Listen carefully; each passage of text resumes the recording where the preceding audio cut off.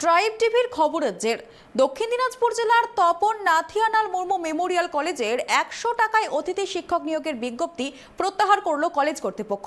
রবিবার রাতে এই বিজ্ঞপ্তি কলেজের তরফ থেকে জারি করা হয়। যদিও কলেজের তরফে জানানো হয় ভুল করে এই বিজ্ঞপ্তি জারি হয়েছে, তাই সেটি প্রত্যাহার করে নেওয়া হয়েছে। চাপের মুখে পড়ে 100 টাকা সিভিক অধ্যাপক নিয়োগ থেকে পিছু হটল তপনের নাথানিয়াল মুর্মু মেমোরিয়াল কলেজ। এ নিয়ে জেলা জুড়ে ব্যাপক শোরগোল পড়ে গিয়েছে। শিক্ষক মহলে শুরু হয়েছে তর্ক বিতর্ক।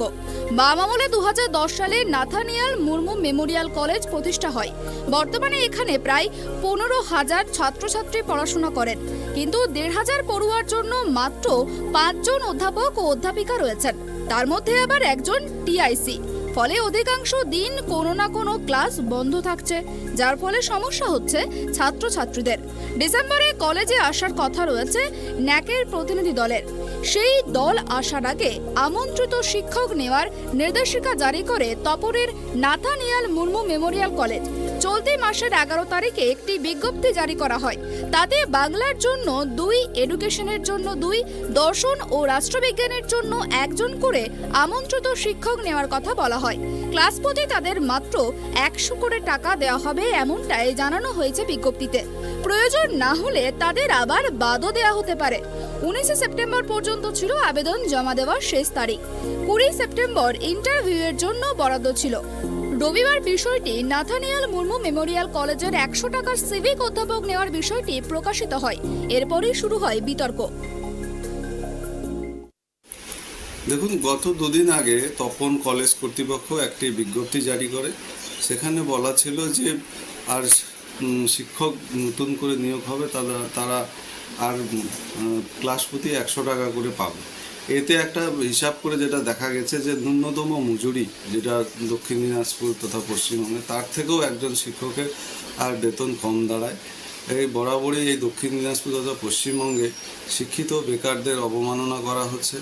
আর বিশেষ করে MA পাস, বিএড করা আর যারা অনেক কষ্টে লেখাপড়া করেছে তাদের সঠিক মূল্যায়ন হচ্ছে না। আমরা চাই যে বেকারদের কর্মসংস্থান হোক, উপযুক্ত মজুরি দিয়ে আর তাদের কাজ করানো হোক, আর শিক্ষাক্ষেত্রে সঠিকভাবে আর শিক্ষক নিয়োগ এবং তাদের বেতনের ব্যবস্থা হোক।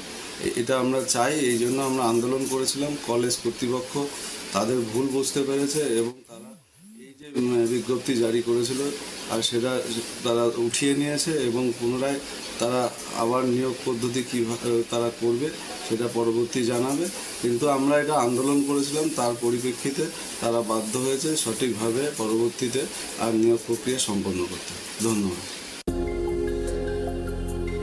রবিবার ছুটির দিন হলেও চাপে পড়ে তড়িঘড়ি মিটিং ডাকে কলেজ কর্তৃপক্ষ। দীর্ঘ আলোচনার পর এদিন বিজ্ঞপ্তি জারি করে অধ্যাপক নিয়োগ বাতিল করে নাথানিয়াল মুর্মু মেমোরিয়াল কলেজ। এ বিষয়ে কলেজের পরিচালন সমিতির সভাপতি ডক্টর অমল কুমার রায় জানান, অতিথি শিক্ষক নিয়োগের জন্য বিজ্ঞপ্তি জারি করা হয়েছিল। এদিন মিটিং করে আমরা তা বাতিল করেছি। এদিকে এই বিষয়ে জেলার শিক্ষক মহলেও একাধিক প্রশ্ন তোলা হয়। বিজ্ঞপ্তি জারির পর জেলার বিভিন্ন কলেজের অধ্যাপকদের বক্তব্য, কর্তৃপক্ষকে আরও সজাগ ও সচেতন হয়ে বিজ্ঞপ্তি জারি করা উচিত।